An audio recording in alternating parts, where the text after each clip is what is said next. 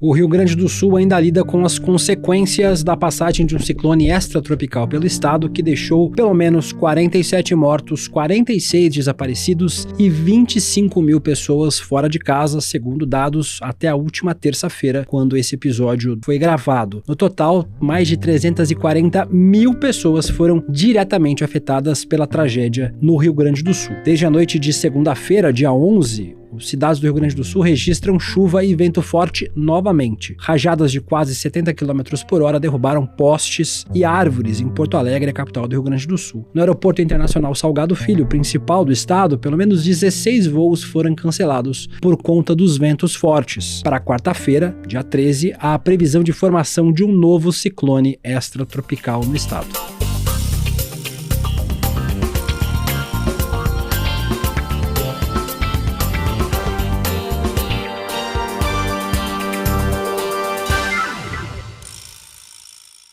Olá, seja muito bem-vindo, muito bem-vindo. Eu sou o William De Luca, jornalista, apresentador do ICL Notícias primeira edição, e hoje estou substituindo a Gabriela Varela, que ficou doente. A Gabriela volta logo aqui no Em Detalhes, todos os dias, trazendo sempre o principal tema do dia, com um pouco mais de reflexão, com um pouco mais de aprofundamento. Então, estarei com vocês aqui nesses dias.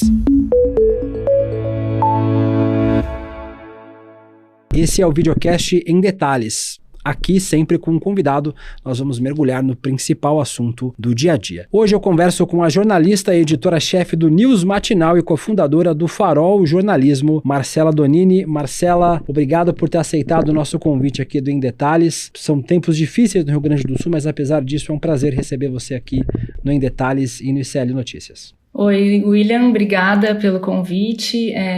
De fato, é uma pena que a minha participação venha num momento bem difícil, né, aqui para o estado. A gente está vivendo essa tragédia aí já há mais de uma semana. Bom, tem várias implicações aí sobre as quais a gente vai conversar em seguida. No tema aqui do programa, Marcela, e também aqui na abertura, eu chamei o que está acontecendo no Rio Grande do Sul de tragédia climática. Dá para tratar o que está acontecendo aí no estado com esse nome? Eu acho que é importante a gente discutir mesmo a melhor expressão, né, para a gente usar. É uma tragédia, sem dúvida, porque o que aconteceu no Vale do Taquari, com tantos mortos e muita gente fora de casa, né, que perdeu tudo, de fato é uma tragédia, e ela teve um gatilho, digamos assim, climático, né? Mas é uma questão que envolve muitos outros fatores. Eu me lembro que em 2019, um editorial do Guardian começou a questionar já em 2019 o uso da expressão mudanças climáticas, porque na verdade a fase da mudança já aconteceu, né? A gente já está vivendo esse novo normal, que é uma expressão que também os ambientalistas já têm usado, né? Que tem entre as suas causas a ação humana, né? E todas essas questões que a gente sabe que provocaram esse aquecimento global. Então, não é algo novo, infelizmente, mas é uma tragédia que mostra que a gente não está preparado, né, para enfrentar, para amenizar esses efeitos. O ideal seria impedi-los, né, mas do jeito que a coisa anda, é um momento de a gente parar e pensar, bom, o que a gente pode fazer, porque não dá mais para dizer que é uma surpresa esse tipo de evento extremo, né. As imagens que a gente tem visto do Rio Grande do Sul, das cidades afetadas, especialmente ali no Vale do Taquari, são impressionantes. Os relatos também são muito impressionantes, de pessoas que ficaram dentro de casa, por exemplo, segurando pela mão um parente morto, boiando para que ele não fosse levado pela correnteza. Eu queria que você falasse um pouquinho sobre esse aspecto humanitário da tragédia, uma tragédia que matou pelo menos 47 pessoas, com mais 46 desaparecidas, e é tratado como a maior tragédia climática da história do Rio Grande do Sul. Sim, esse relato, inclusive, que é bem impressionante, é do repórter Fábio Schaffner, da GZH, né, um site de comunicação de jornalismo aqui do Rio Grande do Sul. E o Fábio contou, foi uma senhora que ficou com a mãe, né, já morta, segurando pela mão para manter o corpo dela próximo ali. E outros tantos relatos que falam de pessoas, no momento em que perceberam a proximidade do rio e tiveram que sair das suas casas às pressas, foram subindo, né, em pontos mais altos, alguns foram buscar nos vizinhos que tinham um segundo andar na casa, outros foram para a igreja, né, que era o ponto mais alto da cidade. A gente teve um relato também de um jornalista no Sul 21, outro veículo aqui local, de Porto Alegre, contando também que quando ele voltou para sua casa, né, tinha marca de água quase no teto, assim, né? Então era a geladeira boiando. Quem teve no local conta, assim, mesmo de cenário de guerra. Bairros inteiros ficaram debaixo da água. Já tem alguma coisa sendo reconstruída, mas, assim, tem escolas que já estão condenadas, tem algumas estruturas que já, infelizmente, já estão condenadas nessas cidades, né? Mussum, que é uma cidade de não chega a ter 5 mil habitantes, foi onde tem mais mortos. Então, realmente, a destruição lá foi uma coisa bem assustadora. Acho importante a gente falar porque as pessoas vão ter que lidar com isso agora, né? Acho que o estado do Rio Grande do Sul vai ter que passar por uma reconstrução e a gente não sabe nem quanto tempo isso vai demorar para acontecer, porque, como eu falei aqui na abertura do programa, a tragédia ainda está em andamento. Tem mais chuvas fortes previstas para o Rio Grande do Sul para essa semana, que pode ampliar os danos dessa tragédia. Os dados dizem que até 340 mil pessoas foram afetadas por enquanto de forma direta por conta dessa tragédia. O que foi feito até agora, em visto que ainda é uma tragédia em andamento, para a reconstrução desses lugares afetados e para mitigar os danos de possíveis novos estragos causados pelas chuvas, Marcela? Eu acho que de imediato agora, a gente viu uma onda de solidariedade muito grande, né, aqui entre os gaúchos. O governo do estado lançou nos últimos dias um Pix oficial para tentar evitar o que infelizmente acontece também junto à onda de solidariedade, alguns aproveitadores, né? Então, existe um Pix oficial para se fazer doação em dinheiro. Hoje de manhã já tinha passado de 2 milhões, né, de arrecadação. E outra ação do governo do estado foi colocar alguns apenados para trabalhar na limpeza de algumas estruturas, né? Bom, e aí é isso, as pessoas estão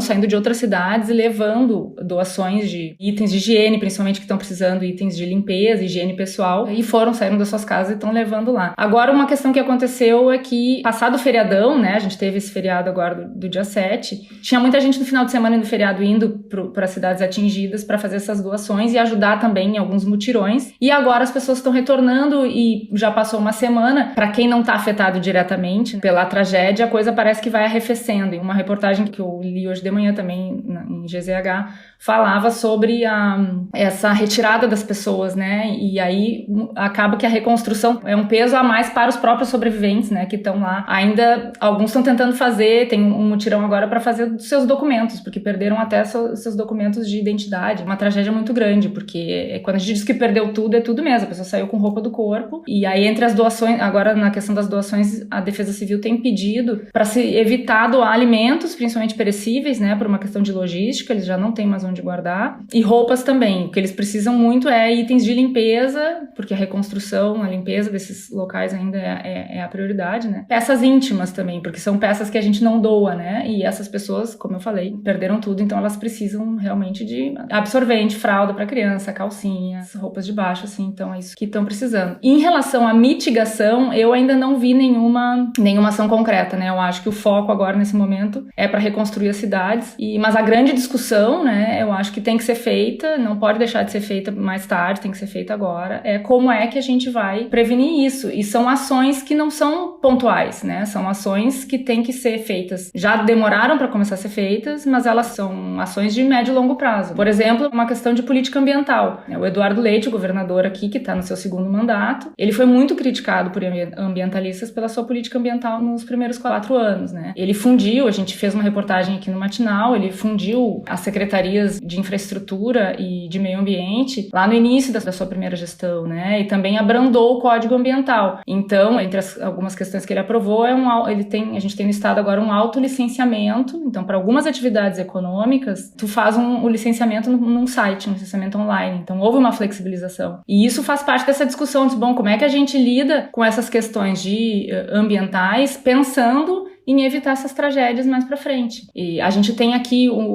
matas ciliares vêm sendo muito desmatadas nos últimos anos e tem alguns ambientalistas que já estão relacionando essa destruição que aconteceu agora com essa destruição de matas ciliares e a urbanização desordenada, né, de áreas muito próximas aos rios. Mas a gente não pode, né, colocar a culpa nas pessoas que estão vivendo nessas áreas, né? Isso é uma questão que quem tem que proteger essas pessoas e quem tem que ordenar essa ocupação são as autoridades locais, né? Na verdade, eu queria dar um destaque às que você falou, Marcela, porque quando a gente trata desse assunto chamando de tragédia climática, como eu falei no começo do programa, a preocupação de como é que a gente dá nome a essa tragédia, porque tragédia climática parece que não tem nenhum componente humano envolvido. A gente tem, obviamente, no mundo todo tragédias climáticas acontecendo, né? Por exemplo, os grandes incêndios em florestas dos Estados Unidos, na Califórnia, a gente tem tragédias climáticas acontecendo no mundo todo, em todo momento. Agora, na semana passada, no terremoto no Marrocos, que também afetou milhares de pessoas, mas a gente precisa lembrar que tem um componente humano nisso, né? Existe a força da natureza que é incontrolável e que tem sido intensificada por conta da ação humana, mas existe esse componente humano na hora de pensar as cidades, né? De pensar o planejamento das cidades para que quando uma tragédia como essa acontece, quando a força da natureza é muito grande, a cidade não tem estrutura para essa violência toda, né, Marcelo? Exato. A gente, por exemplo, aqui em Porto Alegre existe um mapeamento de áreas de risco. A área está mapeada. O que a gente faz com essa informação, né? É preciso haver um sistema de alerta para essas pessoas a tempo, por exemplo, para que elas possam sair desses locais e também para onde que elas vão, né? Não é assim, bom, vocês têm que sair das casas de vocês,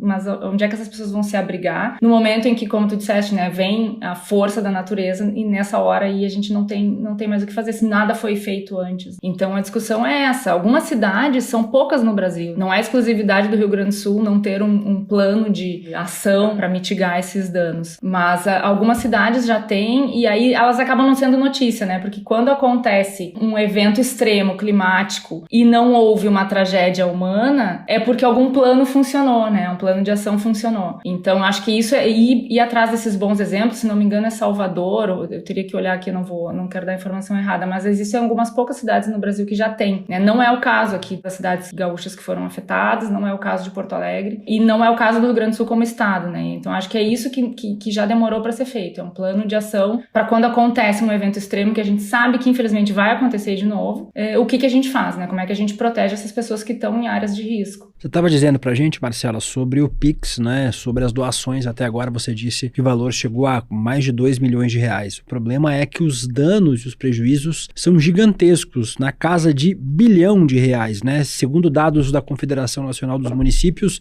o prejuízo financeiro foi de 1,3 bilhão de reais. De acordo com esse relatório, 8 mil casas foram danificadas ou completamente destruídas e o prejuízo calculado só no setor habitacional é de 175 milhões de reais. Como é que está essa conversa entre os governos, em especial do Rio Grande do Sul e o governo federal, por conta de recursos? Vai ser importante demais para a reconstrução, precisa ter dinheiro. Já está alocado, já foi transferido para o Rio Grande do Sul. Esse diálogo entre esses dois poderes, como é que está para a reconstrução, em especial o orçamento para que isso aconteça? Bom, a gente teve um anúncio aí no final de semana do governo federal, né, que chegou próximo a 800 milhões, se não me engano. Alguns recursos também já do próprio governo do estado, mas eu acho que ainda essa conta não está fechando, alguns cálculos que ainda devem ser refeitos, né, ainda talvez seja cedo para ter uma dimensão real dessa prejuízo e esse, né, o valor do Pix que eu comentei, ele é para essa ajuda imediata, né, para essa ajuda das pessoas que estão agora nessa situação extrema, né, estão precisando de, como eu falei, de questões básicas, né, precisam comer, precisam se abrigar, a gente está enfrentando agora uma nova frente fria de alguns dias assim, ontem fez 34 graus aqui em Porto Alegre, hoje agora já estava 18, então a gente também tem essa questão de mudança de temperatura muito rápido, e essas pessoas estão, né, desabrigadas fora das suas casas, então esse dinheiro das doações ele realmente é para questões imediatas, né, e agora para reconstruir as cidades, de fato a gente vai precisar de mais recursos mais robustos para dar conta disso, de reconstruir algumas cidades que foram praticamente devastadas, né. A gente tem nesse debate entre o governo federal e o governo estadual, a gente obviamente sempre volta para o debate político, né? A gente ainda tem um Brasil muito dividido, muito polarizado, em especial a gente tem esse debate do Eduardo Leite, que dizem que pode ser candidato à presidência da República pelo PSDB em 2026. Queria que você falasse um pouquinho sobre esse embate do ponto de vista político, né? Teve muitas críticas em relação à postura do governador Eduardo Leite, em especial nos primeiros dias, e por ter dito também que havia uma certa burocracia do governo federal para liberar os recursos, o que o vice-presidente e presidente de exercício Geraldo Alckmin no Rio Grande do Sul fez questão de esclarecer que os recursos já estavam liberados. Eu queria que você falasse um pouquinho sobre esse embate político e sobre como é que você tem visto a atuação do governador Eduardo Leite aí nessa tragédia. Ele, de fato, desde o início foi até o local, né, fazendo essas visitas e esse primeiro contato lá e já realizando algumas ações para começar essa reconstrução e dar esse apoio imediato aí para as famílias e para as cidades. E a gente não tem como desconectar, né, com a questão política, como tu disse. Teve uma fala dele que foi muito criticada também e que teve um alcance nacional, né, pensando nessa pretensão dele, que eu acho que se mantém de se lançar candidato à presidência, que foi aquela entrevista que ele deu na Globo News, logo no início, né, da tragédia, ao repórter André Trigueiro. E ele ali, naquele momento, se surpreso, né? Um evento climático dessa dimensão. O Trigueiro questionou ele, um jornalista que acompanha há muitos anos a questão climática, né? E disse, olha, eu estou surpreso com a tua surpresa porque não tem mais como as autoridades continuarem dizendo isso, né? Que são pegas de surpresa por um evento desses, porque eles são cada vez mais comuns. Então eu acho que essa foi uma postura que pegou muito mal pro governador e ele ficou exaltado ali na hora. E agora teve essa discussão aí em relação a essa verba federal, né? Eu acho que é possível que ele queira usar isso, né, para alguma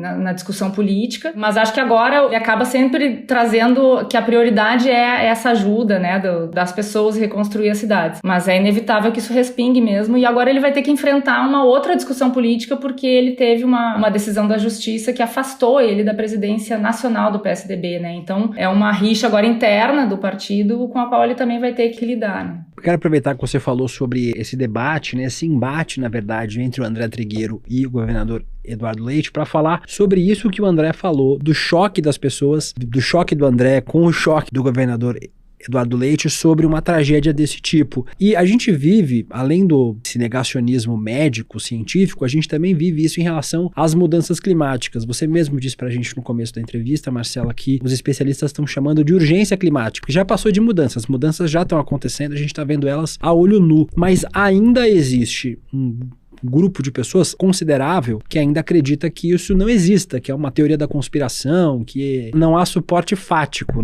Muitos especialistas, a grande maioria, afirma que as mudanças climáticas podem estar contribuindo ativamente para o surgimento de ciclones extratropicais atípicos, como esse que atingiu o Rio Grande do Sul e de forma mais rápida e de forma mais intensa. Como é que fica o discurso dos negacionistas climáticos vendo a olho nu a tragédia que a gente viu nessa semana no Rio Grande do Sul, Marcela?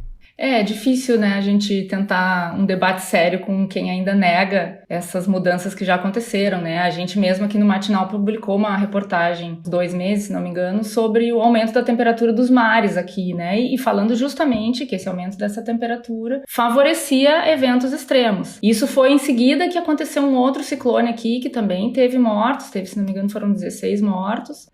Então a gente, em 2 meses, teve 2 eventos extremos com muitas mortes, muitas perdas para as pessoas. Então, assim, é difícil a gente tentar convencer alguém que continua acreditando, né, que isso é bobagem. A gente viveu aí 4 anos de negacionismo em várias áreas com o presidente Bolsonaro, né, então era a autoridade máxima do país negando desde a eficácia das vacinas até, enfim, qualquer outra coisa, né, porque a gente, infelizmente, a herança que o legado aí do Bolsonaro, ele vai, desse negacionismo, ele deixou, né, respingos em várias áreas e a gente continua tendo que lidar com isso. Mas quem, de fato, for separar um pouquinho de tempo para ir olhar, né, acompanhar o que vem acontecendo, não tem como a gente desconectar esse tipo de evento com essas mudanças que são provocadas, como a gente falou no início, também por ação humana, né? E eu acho que um pouco as pessoas negam porque não querem se colocar como responsáveis, porque cada um tem uma responsabilidade nessa questão, só que também a gente tem que cuidar com o discurso que às vezes vem com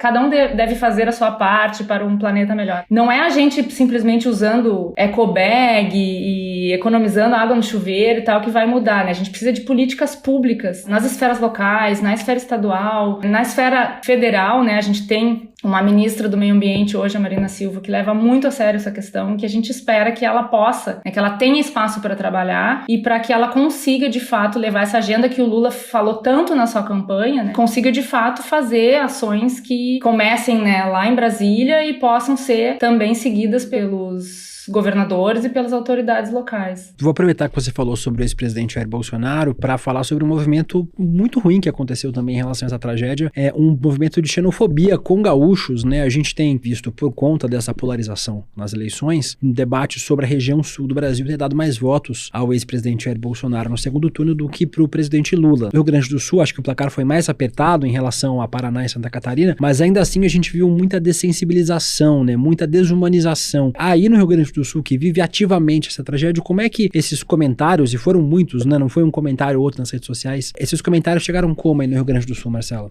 Eu na minha bolha, né, que tem muitos gaúchos nas minhas redes, foram poucos comentários, os comentários originais de xenofobia, né? O que eu vi muito foram as respostas muito sentidas dos gaúchos que estavam vendo, né, esse tipo de comentário, que assim, é um absurdo, né, do ponto de vista humanitário não tem defesa, não interessa quem que a pessoa votou quando a água chega no topo da casa dela. É claro que é diferente do que o governador Eduardo Leite quis dizer lá na Globo News, que não era hora, e para outros veículos ele falou que não era hora de apontar culpados. É hora sim de apontar responsáveis, né? O que a gente deixou de fazer e o que a gente precisa fazer para que isso não se repita. Mas isso não tem nada a ver com oferecer ajuda para quem tá sem roupa, sem comida e ficou sem casa, né? É uma discussão que infelizmente a gente não devia nem ter. Agora, a gente sabe, a gente infelizmente também tem aqui no Rio Grande do Sul, às vezes a gente fica famoso no resto do país por casos que são indefensáveis, como alguns casos recentes de racismo. Eu sei que acontecem em outros lugares do país, mas agora a gente recentemente teve pelo menos 2 aí de vereadores do interior com falas também xenófobas e racistas. Então na rede social às vezes as coisas ficam também muito restritas e parece que é só no sul que tem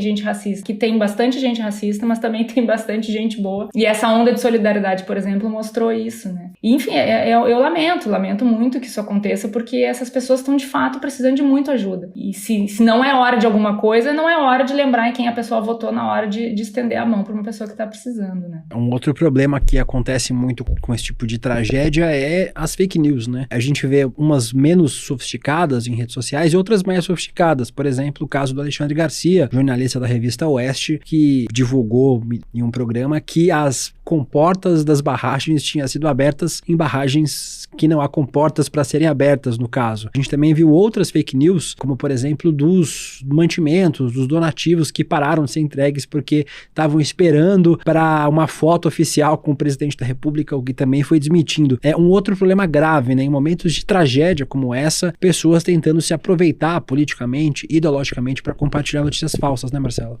É gravíssimo e também já passou da hora da gente punir esse tipo de comportamento, né? Porque a desinformação, em última instância, ela mata, né? Ela deixa de ajudar. Nesse caso, né, teve essa...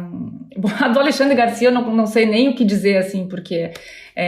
a gente sabe do alcance que esse jornalista ainda tem, né? Inclusive na matinal a gente fica às vezes num debate interno, bom, a gente publica isso ou não publica, a gente reverbera esse tipo de informação, já desmentida, obviamente, ou não, porque por um lado às vezes a gente fica dando palco pra maluco, como a gente fala por aqui, mas de fato a gente, por outro lado, precisa dar visibilidade pra esse tipo de situação, porque no sentido de cobrar uma punição. Não é possível que as pessoas continuem divulgando desinformação de forma deliberada para, seja ganho político ou qualquer outro ganho, e no meio de uma tragédia que a informação é vital. As pessoas a gente está precisando de informar, por exemplo, que tipo de doação as pessoas estão precisando, porque, como eu falei lá no início, agora estão pedindo para não levar mais alimentos, né? Estão pedindo para focar em itens de limpeza. É uma informação tão simples. Mas aí, no meio disso tudo, tu tem que parar, o jornalista tem que parar para fazer um trabalho de desmentir uma barbaridade como essa que o Alexandre Garcia falou. Então, é um problema pro jornalista que está na ponta trabalhando, tendo que deixar de fazer um material mais relevante para ter que desmentir um absurdo desse. E na ponta de quem está recebendo a informação também, é a pessoa tomar alguma decisão baseada numa informação dessas, porque foi uma ONG local, né, de um vídeo que a mulher estava dizendo que não deixaram pegar a doação porque estavam esperando o presidente Lula, enfim, para uma foto que foi desmentido, como tu disse. Então, eu também lamento muito, e no caso do Alexandre Garcia, o governo tomou uma providência, né, e eu acho que a gente tem que acompanhar para ver que tipo de desfecho vai ter isso, porque senão a gente vai continuar vendo a desinformação rolando solta, como vem acontecendo há muito tempo, sem nenhuma punição. Mas claro que, assim, eu sei que é um debate super delicado, porque a gente sempre chega num limite aí, né, do que é, afinal, a gente acaba discutindo liberdade de expressão, e obviamente esse é um argumento que não tem como usar na defesa do que o Alexandre Garcia fez, mas é uma discussão que parece que o Brasil não consegue levar a sério, com a seriedade que é necessária para que a gente avance de fato e não veja mais situações como essa que a gente tem visto agora. A gente tem mais um minutinho, Marcela, só pra gente continuar com essa onda de solidariedade com o povo gaúcho. Que canais oficiais as pessoas podem buscar para saber onde, o que e como doar? Não vou listar todos os veículos aqui que a gente acompanha, mas eu sugiro que entre no site do governo do estado, né, rs.gov.br, e ali tem a lista dos locais que podem receber doações físicas de itens, né, e também o Pix oficial, para que as pessoas façam, quem quiser fazer doação em dinheiro. Procure nesses canais oficiais, porque de fato acaba acontecendo às vezes via WhatsApp, algum Pix que não é que está com um trabalho sério, né? A gente sabe que tem muitas ONGs que estão ajudando e algumas pessoas, cidadãos comuns que estão fazendo também algumas doações. Então, se a pessoa não conhece quem está fazendo, eu sugiro que não faça a doação, né? Que procure fazer por esse Pix oficial ou que leve em algum desses pontos as suas doações de itens e materiais, né? Que as pessoas estão precisando lá no Vale do Taquari. A gente conversou aqui no Em Detalhes de hoje com a jornalista, editora-chefe do News Matinal e cofundadora do Farol Jornalismo, Marcela Donini. Marcela, primeiro te agradecer a entrevista e deixar a nossa solidariedade aqui do ICL Notícias com o povo do Rio Grande do Sul, que o tempo seja mais gentil com os gaúchos e que a reconstrução seja breve para que as pessoas possam voltar à sua vida normal. Obrigada, até mais. O videocast Em Detalhes fica por aqui. O próximo episódio vai ao ar às 10h30 da manhã, ao vivo no YouTube, por onde você acompanha toda a programação do ICL Notícias de segunda a sexta-feira. Você também pode acompanhar o Em Detalhes nas principais plataformas de áudio.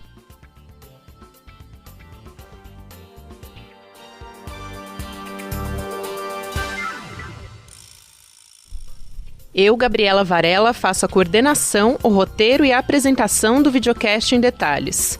A direção técnica de gravação é de Guilherme Bessa, Bianca Pasquim e Caio Marinato. A coordenação de transmissão é de Ícaro Garcia e Malu Pessoa. A operação de áudio é de Henrique Guimarães, Giovanni Anino e Matsu. De vídeo, do Victor Ferreto. A produção jornalística é da Elô Macrini. A vinheta original é de Caio Marinato. E a edição de áudio e sonorização são de Matsu e Gabriela Varela. A direção de mídias sociais é de Joema Martins e a direção de arte é de Stella Spironelli. A coordenação de artes gráficas é de Isabela Chiara, a direção de programação de Maurício Arruda e a produção executiva de Eduardo Moreira e Rafael Donatiello.